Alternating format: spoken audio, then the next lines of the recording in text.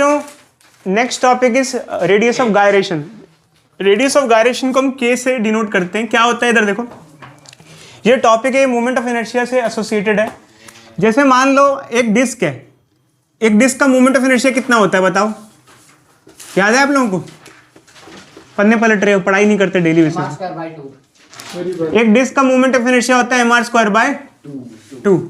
अब मान लो एक इस डिस्क को एक पॉइंट मास से रिप्लेस कर दें। किससे रिप्लेस कर दें? Point mass. इस डिस्क को हम एक पॉइंट मास से रिप्लेस कर दें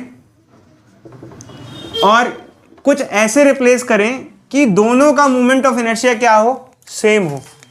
दोनों का मोमेंट ऑफ इनर्शिया दोनों का क्या हो? I same for both. मैं फिर से रिपीट कर रहा हूं बच्चों, हमें इस डिस्क को इस पॉइंट मास से रिप्लेस करना है और ऐसे रिप्लेस करना है कि दोनों का मोमेंट ऑफ इनर्शिया क्या हो? सेम। और मान लो इस पॉइंट मास का रेडियस को हमने क्या मान लिया? के मान लिया। रेडियस को क्या मान लिया? के। के क्या होता है? Radius of gyration.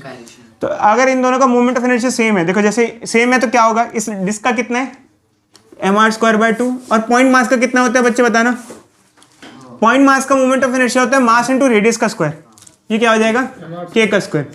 तो यहां पर के की वैल्यू क्या आ जाएगी? के आ जाएगा r/√2। इसे कहते हैं रेडियस ऑफ गायरेशन। अब रेडियस ऑफ गायरेशन होता क्या है? किसी भी बॉडी को हमको पॉइंट मास से रिप्लेस करना है। किससे रिप्लेस करना है? पॉइंट मास से। जैसे इसको हमें पॉइंट मास से रिप्लेस करना है तो इन दोनों का मोमेंट ऑफ इनर्शिया क्या होना चाहिए? सेम होना चाहिए। तो जब ऐसे केस में उस पॉइंट मास का जो रेडियस होगा उसे कहते हैं रेडियस ऑफ गायरेशन। मैं फिर से रिपीट कर देता हूँ। देखो बच्चे, ये डिस्क है, इसका मोमेंट ऑफ इनर्शिया होता है mr²/2। हमको इस डिस्क को एक पॉइंट मास से रिप्लेस करना है। इस डिस्क को पॉइंट मास से रिप्लेस करना है और ऐसे हमें रिप्लेस करना है कि दोनों का मोमेंट ऑफ इनर्शिया क्या हो? सेम हो। और ऐसे केस में इस पॉइंट मास का रेडियस को हम क्या मान रहे हैं? के मान रहे हैं। तो अगर इन दोनों का मोमेंट ऑफ इनर्शिया सेम है, जैसे इसका मोमेंट ऑफ इनर्शिया है mr²/2, इसका क्या हो जाएगा? ये पॉइंट मास है तो पॉइंट मास का मोमेंट ऑफ इनर्शिया होता है मास इंटू रेडियस का स्क्वायर। मास हो गया m, रेडियस क्या हो गया? के स्क्वायर। अब दोनों को इक्वेट कराया, जो के की वैल्यू आई, ये जो के की वैल्यू होती है इसे कहते हैं रेडियस ऑफ गायरेशन। मैं फिर से बता देता हूँ, पॉइंट मास का जो रेडियस होता है उसे कहते हैं रेडियस ऑफ गायरेशन। और हम क्या कर रहे हैं? इस पॉइंट मास को इससे क्या कर रहे हैं? रिप्लेस कर रहे हैं। अब कई बच्चे पूछते हैं सर ऐसा क्यों किया जा रहा है? यार ऐसा थोड़ा सिंप्लीफिकेशन के लिए किया जा रहा है, बट मुझे तो नहीं लगता। मेरे को एक्चुअली क्या है, हमेशा रेडियस ऑफ गायरेशन यूज़ करना ठीक नहीं लगता। मैं तो उल्टा ट्राई करता हूँ कि रेडियस ऑफ गायरेशन यूज़ ना करूँ, क्योंकि बेसिक फॉर्मूले याद रखना मुझे अच्छा लगता है।